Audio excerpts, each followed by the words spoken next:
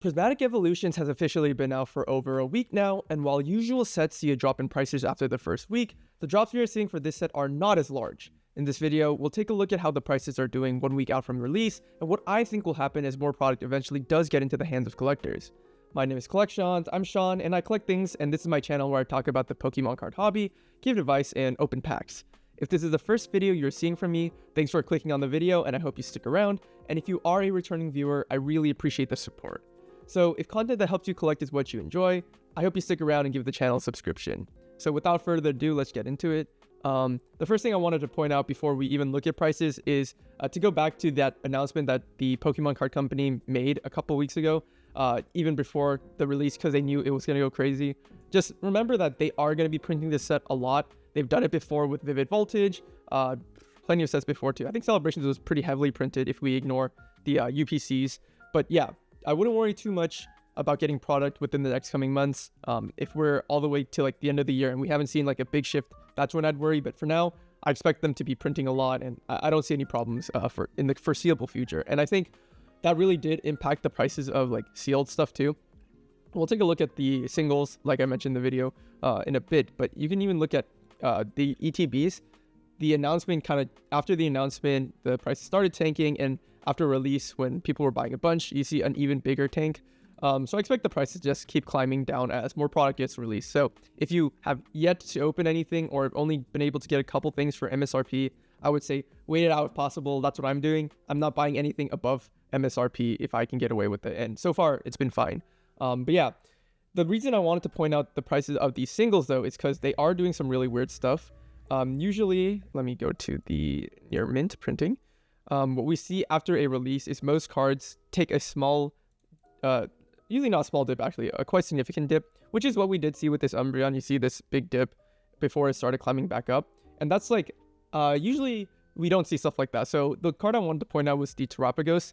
This was like the biggest chase for Stellar Crown. This is what we expect a chart to usually look like when it comes to set releases, just because when the set releases, people start opening a bunch, people can start listing their cards for sale, and it becomes a race to the bottom where people are trying to get their cards sold for a good price before the price goes even further down than what they would list it for, right? It's a concept of supply and demand, but with most sets, we have so much supply that the prices do trickle down, eventually getting to a point where it's not too bad to purchase cards. We can take a look at another card from Twilight Masquerade. I'm going to ignore Greninja because Greninja is a kind of crazy card, but if we look at like Ursaluna, 1 year graph, you can see it started at $100 pre-sale before dipping, and since then it's kind of only been going one way, and that's usually what we expect for singles, except those like really big chase cards. So I guess with Moonbreon being the biggest chase, it's not as surprising. You can see with like Greninja too. This one was kind of sleeper. People didn't expect it to grow as much, partly because of the new influx of people into the hobby. But yeah, let's take a look at this Umbreon. You can see it's going up. I'm not sure if this will hold. It's kind of hard to tell.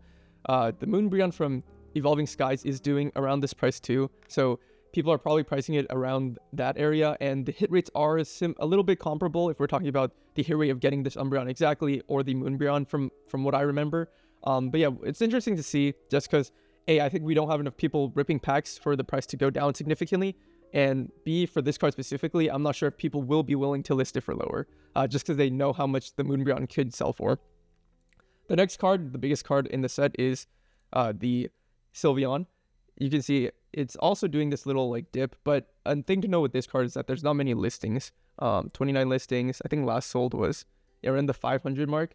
So I would say keep an eye on the EV singles. They might do some strange stuff in the coming months, just because this set is hard to get, like I mentioned, and EVs are the most popular part. Okay, well, Leafeon is doing a little bit more of what we expect, selling pretty high beginning, but it's come down a little bit since 350s. So that's a little bit more healthy, I guess, more expected.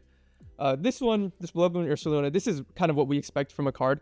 Like I was mentioning before, you expect the prices to trickle down pretty quickly after release and then either keep going down as people try to sell or eventually climb back up. I'm expecting this to drop down. I pulled this on release. It was like $100.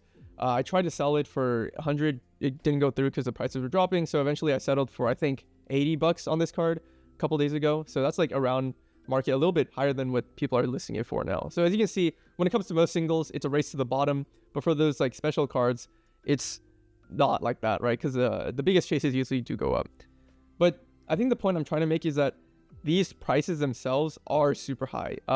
We could see cards start at 100, like I was pointing out with the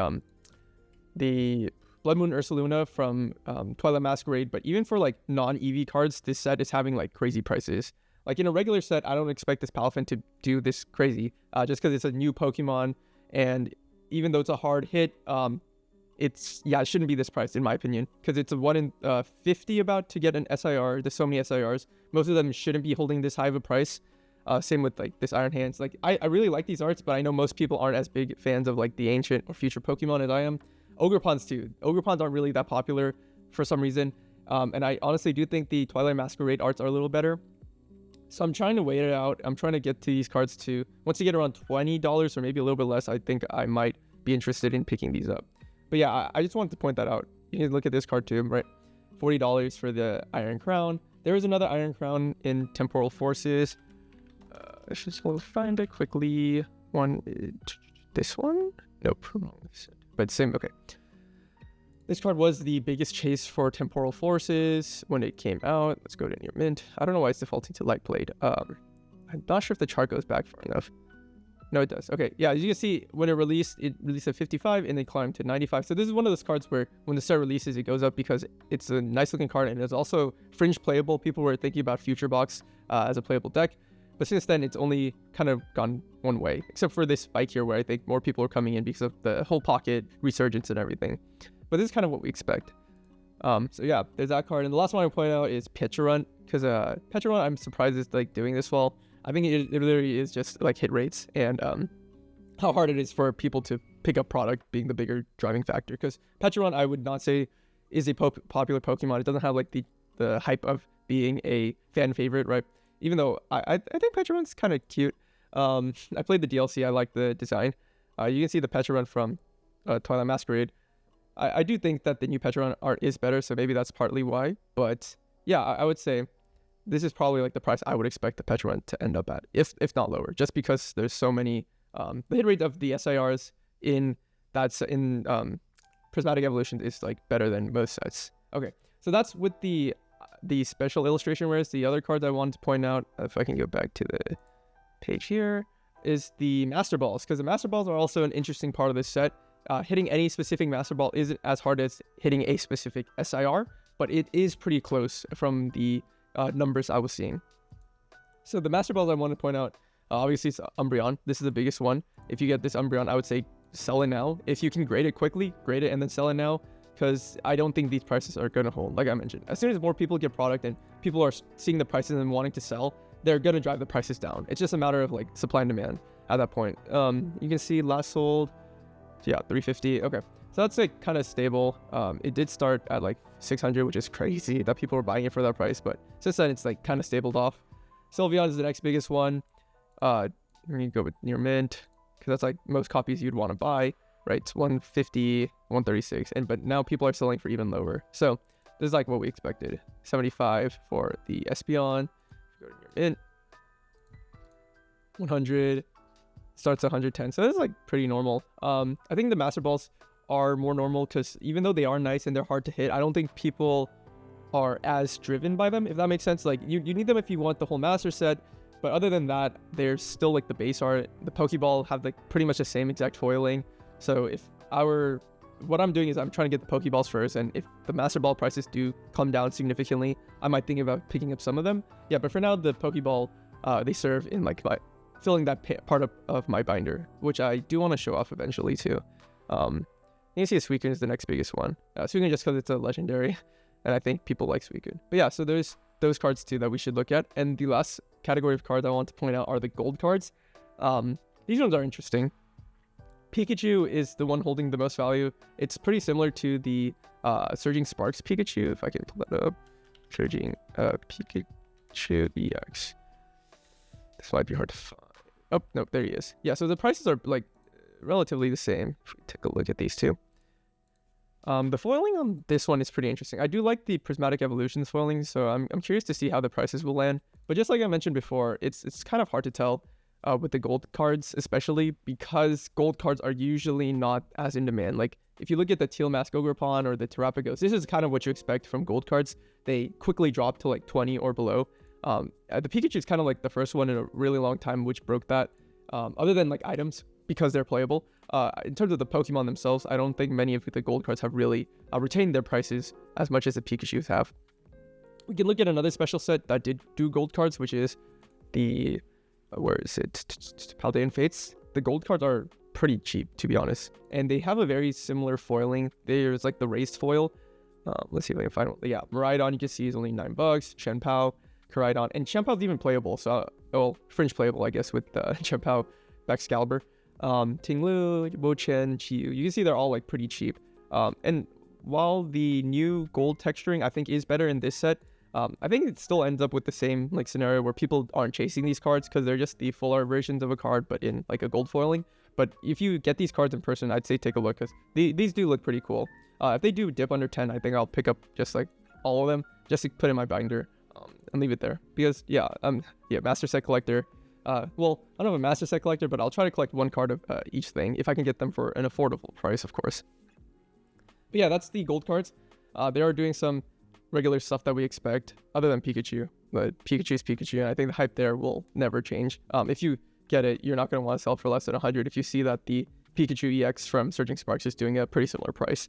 I think with a lot of the Pokemon market, it's a lot of feeling, if that makes sense. It's like you want to get the prices for cards for a good price, and if you get it for a high price, you're probably not going to want to sell it unless you really need to liquidate some of your collection.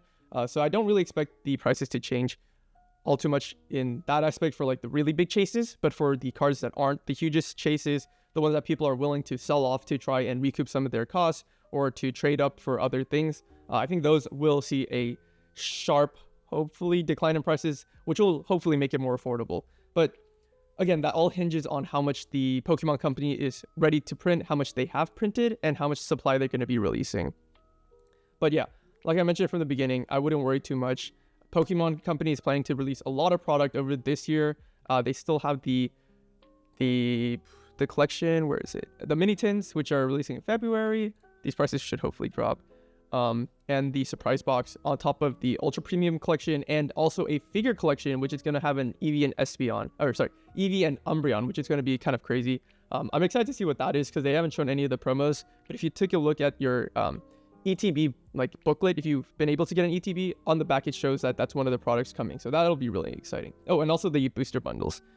But yeah, this set is like probably the perfect storm of like hype, new players coming in, lack of supply, and all that combined together just makes it so that it is a great set. Like, you can't lie, I think this set is pretty amazing. The arts are some of the best we've seen altogether, just because there's so many great chase cards. For me, like Eevee's obviously, but I think this, if it would load, the Palafin, this thing is beautiful. I have like a copy in Japanese. If I could pull this in English, I'll be so happy. Probably get it graded.